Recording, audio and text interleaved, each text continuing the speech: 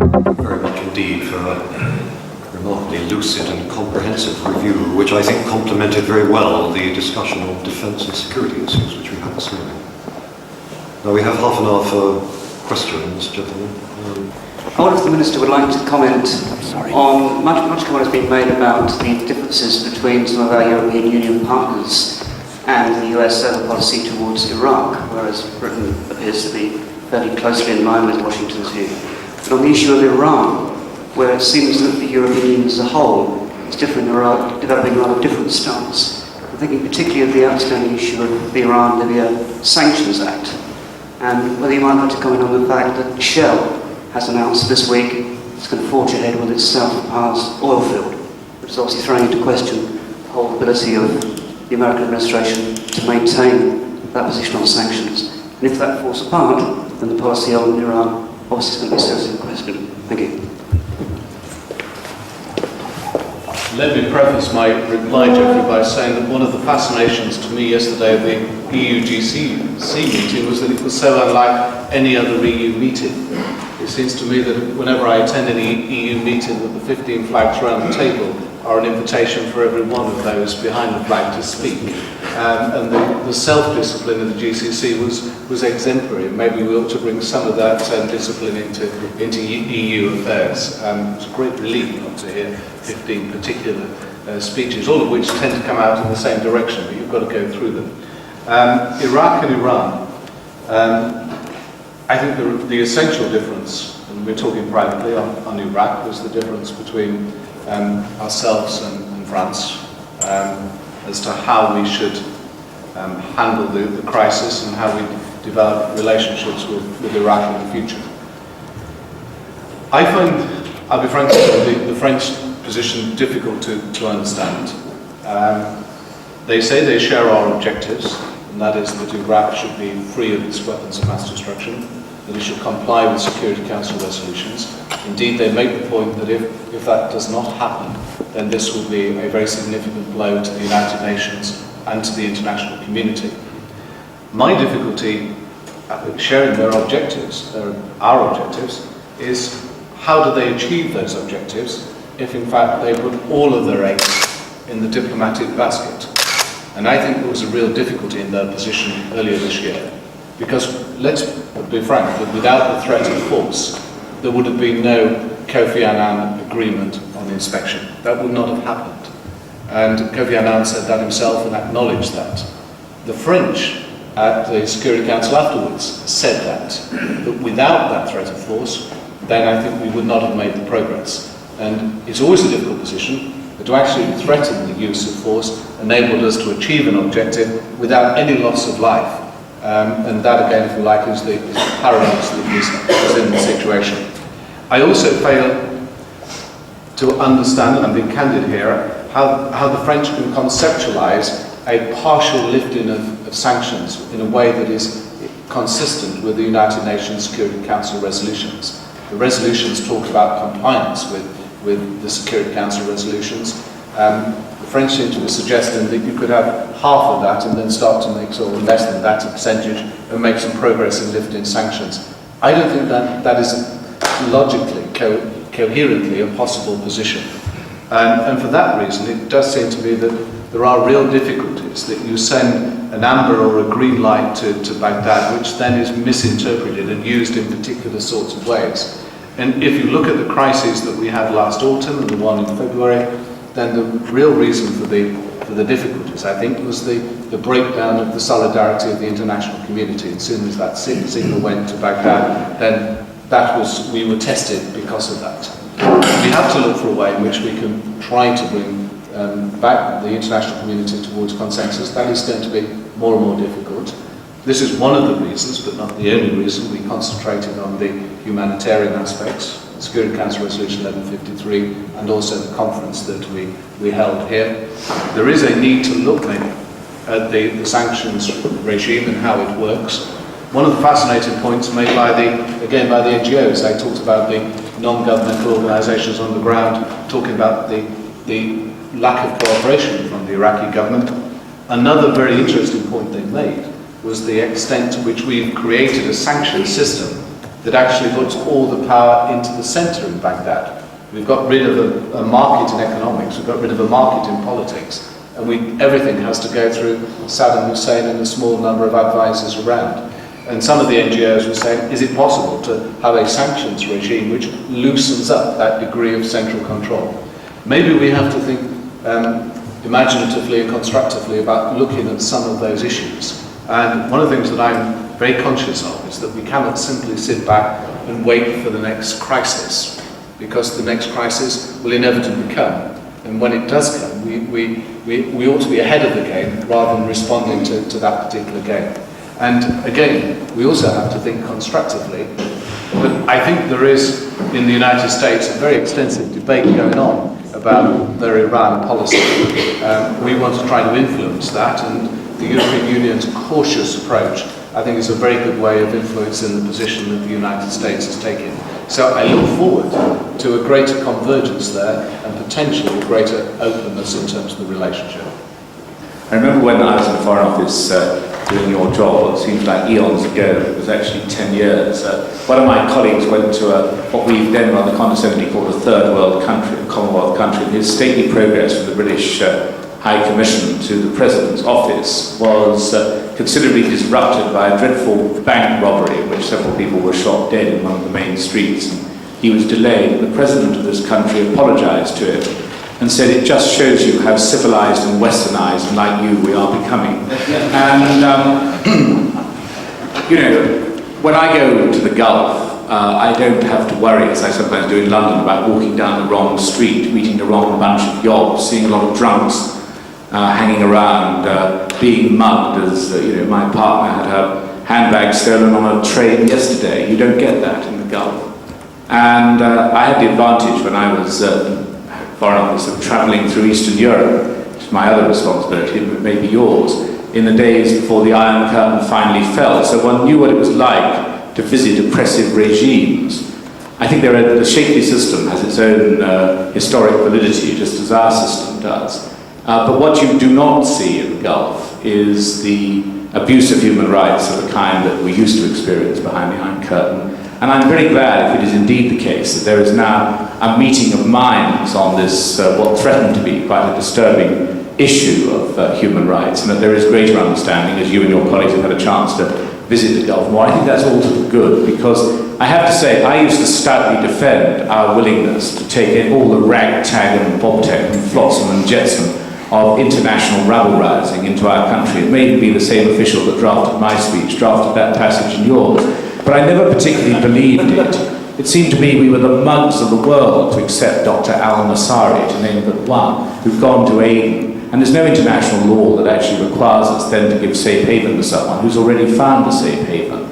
But we all stoutly defended. But the fact of the matter is that there are moats and beams in this situation, and it isn't difficult, you know, as someone who used to be a hired advocate in the law, to make a case that this country threatens the future of the Gulf every bit as profoundly as there is any threat posed to anything we hold dear by any of the arrangements in the Gulf, by our willingness to tolerate people who I'd love to believe were entirely law-abiding and committed only to pamphleteering, but I question it. So I hope that, you know, we are now reached a constructive end to that. The other point I want to make on the Middle East peace process, I have to say straight away, it was a frustration to me that the last Conservative government, because of its own traumas, was really unable to play much of a role in that. I think there is a role for Europe, and I'm delighted that Robin Cook had the courage to go. He received exactly the same response as I received for going, as anyone does who doesn't do the usual tour of the kibbutzes, the Holocaust Museum, and say all the conventional things. Anyone who actually wants to visit the real trouble spots in Israel is going to get into difficulties. He did, but I think those of us who know the situation applauded him for it. If it's possible for us to take a constructive role in the peace process, that would be all to the good. But I think we have to recognise one reality, which I'll keep short. When I went to Gaza, Mr. Rabin was a bone breaker. He believed that you ended the intifada by breaking the bones of Palestinians. And I was told by Mr. Shamir that it was a terrorist problem. And I said, but these people are throwing stones. He said, yes, they're terrorists. I said, even the 9 or 10-year-olds? He said, yes, they're terrorists.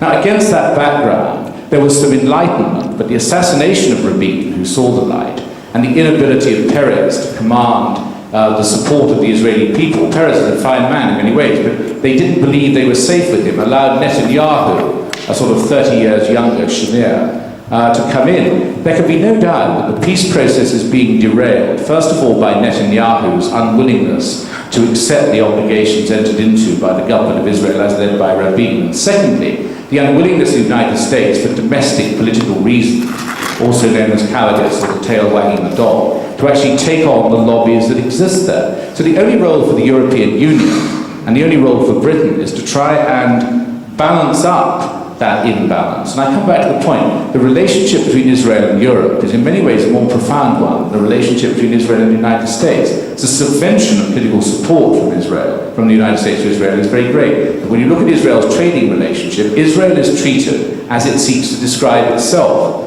as a piece of Europe in the Middle East. It is actually allowed trading preferences of a kind that I personally think we are entitled to say are a reward for good and appropriate behaviour. If that good and appropriate behaviour is put at risk by the likes of Mr. Netanyahu, surely we are entitled to make that observation and to make clear that we expect the government of Israel to adhere to the principles of the peace process. The worrying thing is that if we're merely another group of people who try to speak kindly and softly to such as Mr. Netanyahu, we will be rebuffed, because I can assure you, as someone who tried to deal with the equally impenetrable darkness of Mr. Shamir, it is an unprofitable route. Well, thank you, David. Can I return your questions round and first of all take the Middle East peace process? I must say that I can express to everybody here a profound sense of personal grievance. You went to Gaza and got tremendous personal publicity. Robin Cook goes to Har Homer and gets tremendous personal publicity. I go to Har Homer and I don't get a column inch. And it confirms my view that there isn't any justice in the world anywhere. Publicity I could have done with that. Well, I think he might feel the same, but nonetheless. But it was important to make those points, and often the points have to be made in a very graphic way. And by visiting Har Homer, or by visiting Gaza, you do take the opportunity of making very strong points in the simple way which the media understood. Can I just take your point about Rabin and the change in Rabin's own personality? Never, I guess, has one assassin's bullet had such a profound impact on politics, and I think it's probably you can come up with other historical examples, but the nature of that bullet has been profound and reversed the whole Middle East peace process. What we are trying to do is to actually see if we can find a way of breaking the logjam that has been created almost directly by that bullet, and to try to get some progress and confidence back into the process. And where we are coming from, with all the debits in the bank, that is a very difficult process. But we are trying to use the leverage of the European Union to try to make sure that we give a higher profile to the issue. Your point about Israel as a trading partner, you are right in saying that the natural trading market is Europe. What you will know, David, is that the EU-Israel Association Agreement is currently held. It has not been endorsed in France or in Belgium through their own parliamentary processes. It was endorsed in the UK, and maybe there's a lesson here, that it was endorsed in the UK after the Hebron Agreement, and it was the government at that time thought it was a sign of positive support for the progress. We agreed with that. We all allowed it to go through. We endorsed it, and it was, in the context, appeared to be the right thing to do. The leverage then, in that sense, disappeared, although I think it's highly unlikely at the moment, given the voices that I hear from European Union foreign ministers, that there is going to be any progress on the EU-Israel Association Agreement. And what I think has happened, particularly in Europe, is that the views have hardened up in terms of who is responsible for the lack of progress. And as I was saying privately over lunch, I think that all the indications that we have for next week is that Arafat will sign up to what the Americans have on offer. It's not an agreement that is 100% what the Palestinians wanted by a long, long way, but it is progress for him. He keeps the process moving. And I think it's also important that he's not put in a position where he can be accused of stalling the process. the responsibility if we don't make progress will not rest with the Palestinians. But I can assure you that we will continue to use whatever leverage we have and try to make progress on the issue. As for the question of human rights and asylum seekers, I'm not sure that I can blame an official for writing the same speech. I fear that the officials may blame me for what I said at a later stage. We shall look forward to that process. I think it's right, David, that we should defend our own traditions. I'm perfectly willing to accept that applying the laws often becomes difficult, and making those decisions becomes difficult. Sometimes we err in the wrong direction, and we probably make the wrong decision refusing asylum to somebody who genuinely seeks that. And I can say to you as a constituency MP, I've got a number of Iraqis who came to my constituency whose cases we're still dealing with after a number of years, and I find it extremely difficult to understand why, given their personal case histories, the Home Office has not yet given them political asylum. So sometimes I wish we moved quicker in other directions, and I can see very genuine cases where people fall into the categories that should be given asylum. We need to protect our history and our law in that respect, but at the same time, it is right, as I said previously, that we should not allow London to be used in a particular sort of way. Hopefully we are tightening up on that, but you know from your own spell in government the difficulties of drafting the legislation, and they're not small by any means. On the human rights agenda, I think it is inevitable that we understand and show respect for, and should do, the different cultures, the different periods of development.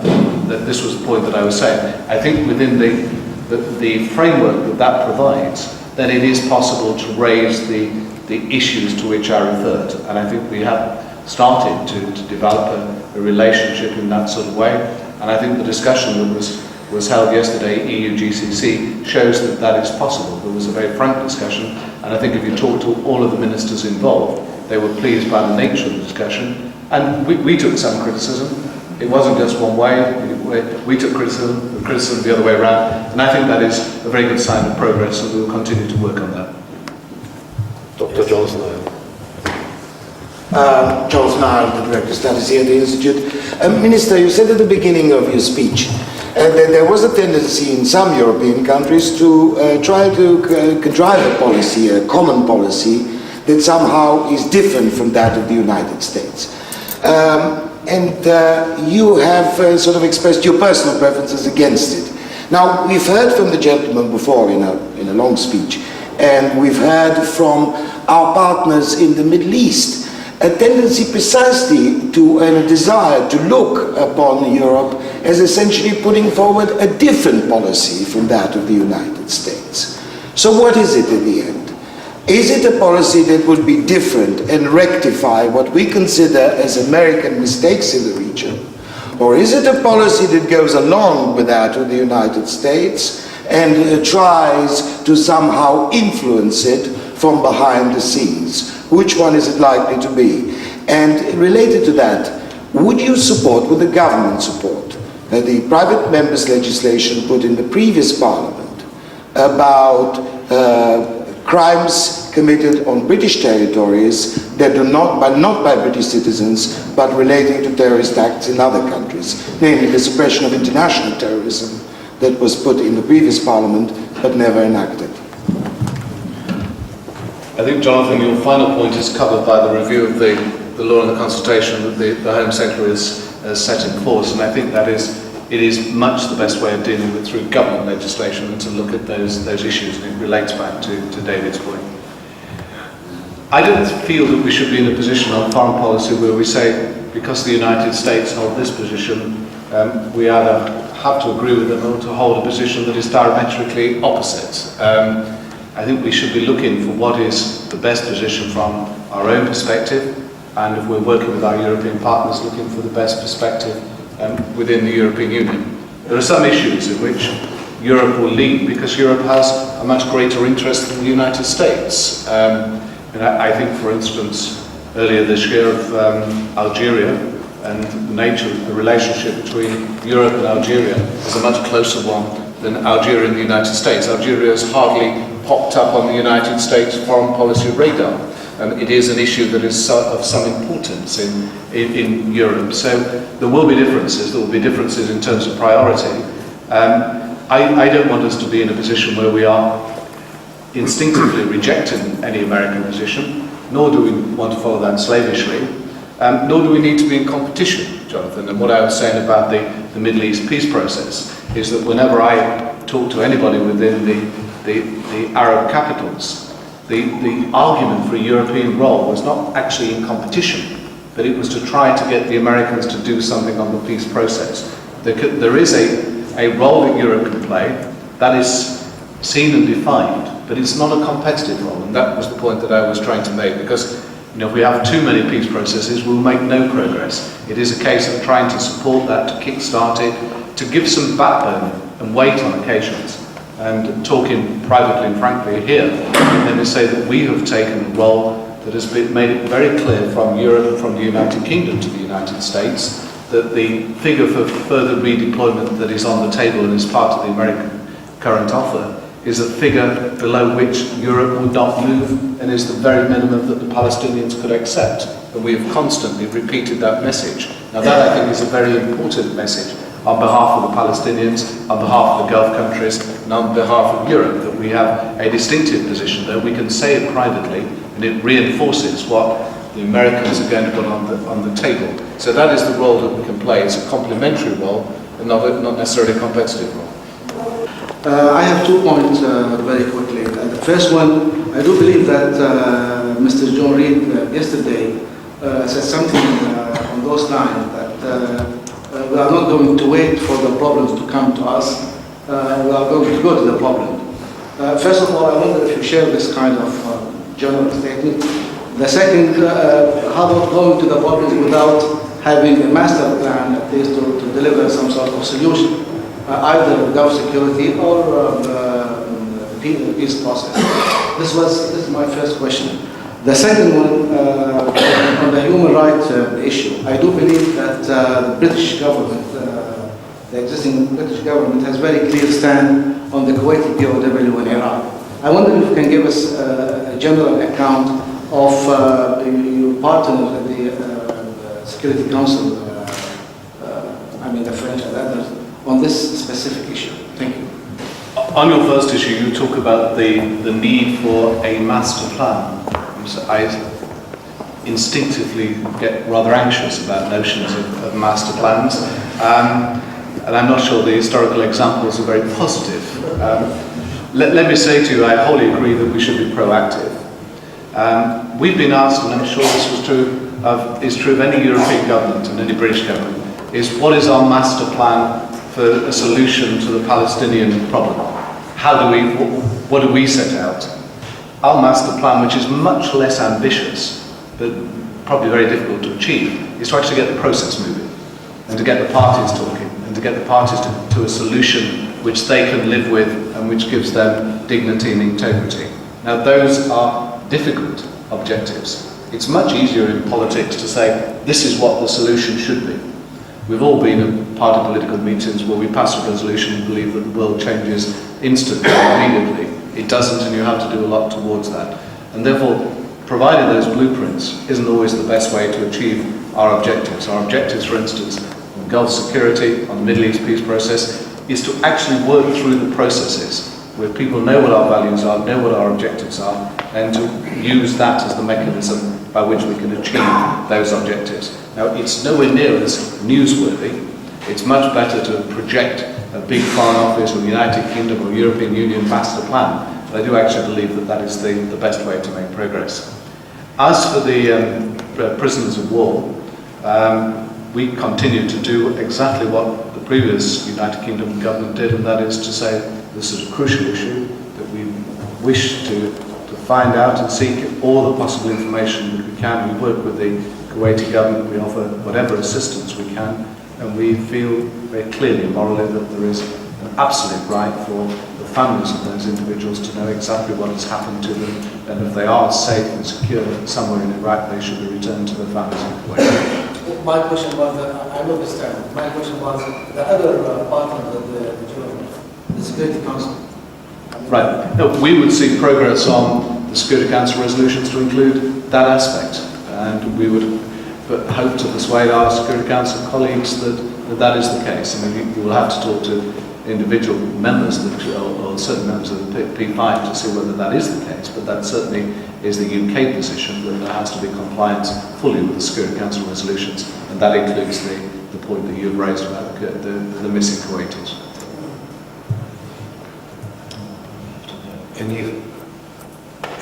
One last question before the Minister needs to leave.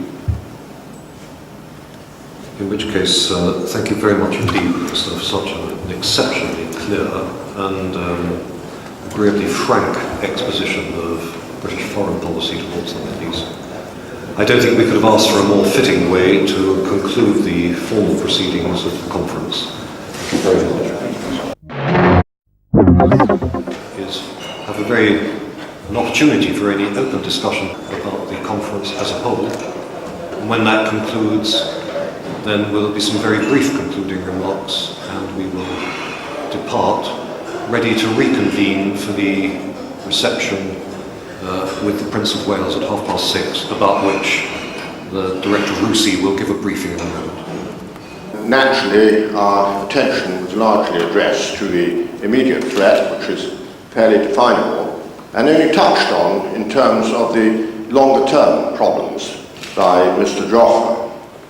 He mentioned and drew our attention to the looming problem of the increase in population in the GCC, what these people who are all extremely well educated, extremely ambitious and want to get on in the world, but pretty defined in the type of work they want to do, how they're going to be occupied and thereby kept satisfied.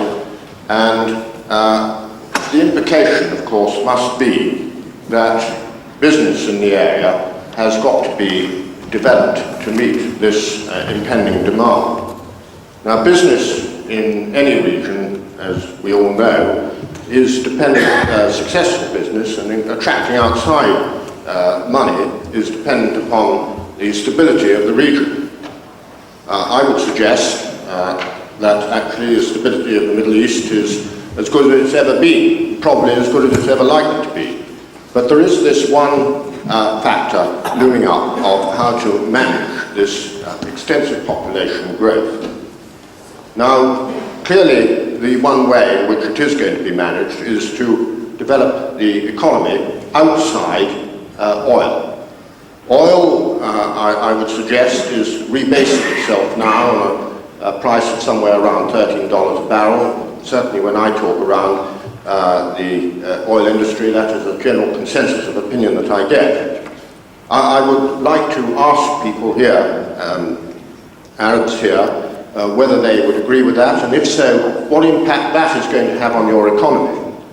Having identified what the impact will be on your economy, what are you then going to do to open up the Gulf to outside investment? Because I have to say, my experience is that to bring outside money into the Gulf is an extremely difficult business. It's welcome when you talk to people, but when you try to execute it, it becomes a difficult operation fraught with frustration and bureaucracy.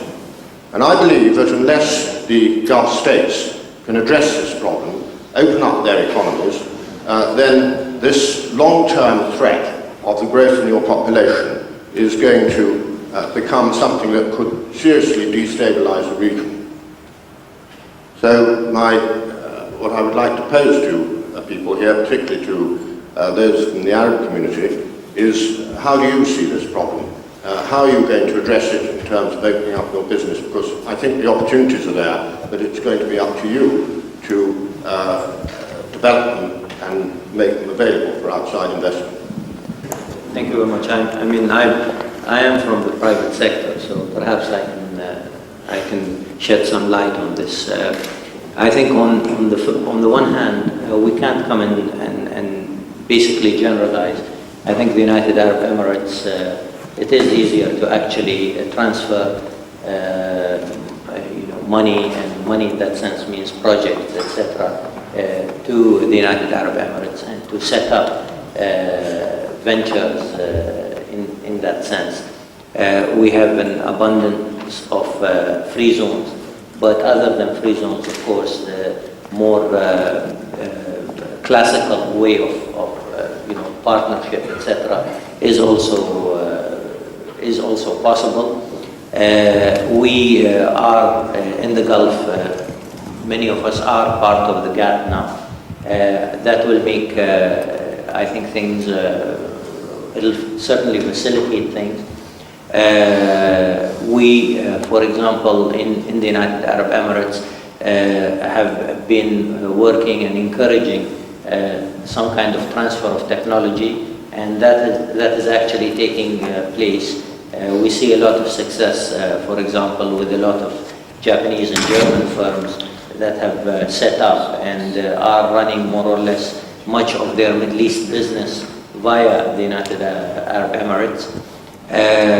I think what you're referring to is there's always some kind of lag between political declarations and actual practicalities, and that is what we are seeing.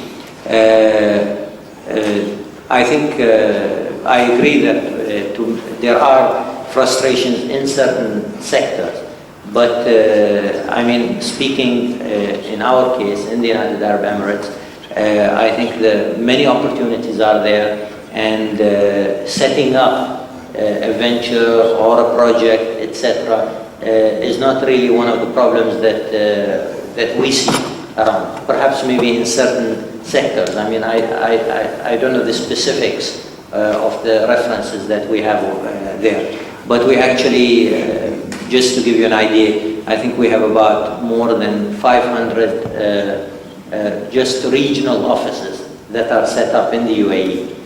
Offices of multinationals of all kinds of sizes, basically, large and medium sized, that are more or less running around, running businesses that are multinational type of business through the UAE and beyond the UAE. If the kind of investment opportunity is regarding setting up certain industries and things like that, I don't see that as an issue that is an obstacle in our case. There are, of course, areas that we will see that there are more restrictions. For example, the oil sector. The oil sector is still nationally guarded still. The trend, of course, as we all know, is for more independent role in the oil sector. But I think, without really knowing the specifics, I think what we're referring is to somehow a lag between the political decision and rather the political intention than the actual business practicality. But as far as we're concerned, in the UAE at least, we don't really hear that kind of comment a lot. We hear it in specifics, but we don't hear it a lot. Perhaps it's referred to other countries, which I can't really talk much about. Thank you. Just to make a rather brief comment, perhaps to give a lead-in to the final statements by Admiral Cobbold and Dr. Jamal Al-Suwaidi. Something which I think was implicit in a lot of what was said in the course of today, in particular, it was explicit in what Brigadier Hamad said, related to the failing of the members of the GCC to work together over the last several years, at least to the degree which might have been expected in the aftermath of the Gulf War. There is an area here that is multinational exercises where we in Europe dispose of a great deal of experience and where I would have thought more could be done in the Gulf, even independent of development of the political will to do so. More could be done to encourage these kind of exercises and to develop the kind of advantages which having such exercises regularly do give to the participants.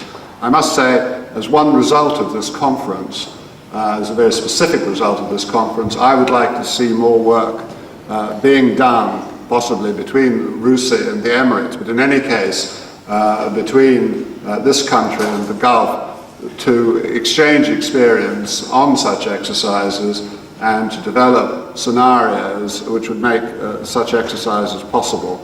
I think the cost of such exercises is relatively small, and the benefits that can be derived from them, if they can be organised, would in the Gulf context be enormously great.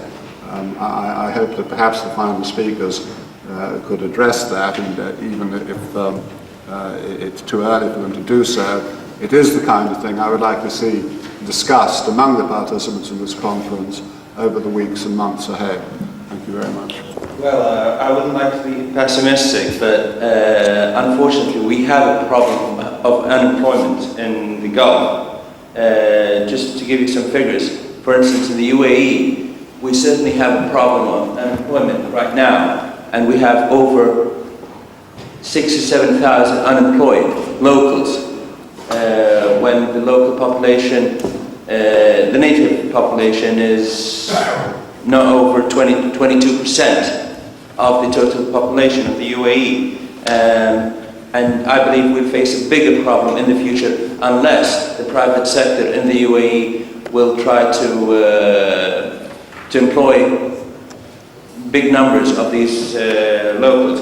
For instance, by the year 2020, we'll have over 150,000 graduates in the UAE. And if these aren't employed by the private sector, we'll face a great health problem in the UAE, and I'm sure other Gulf states will face the same problem as well. I could speak about the Kuwait case. Normally, countries who need foreign money to develop, or rather poor countries,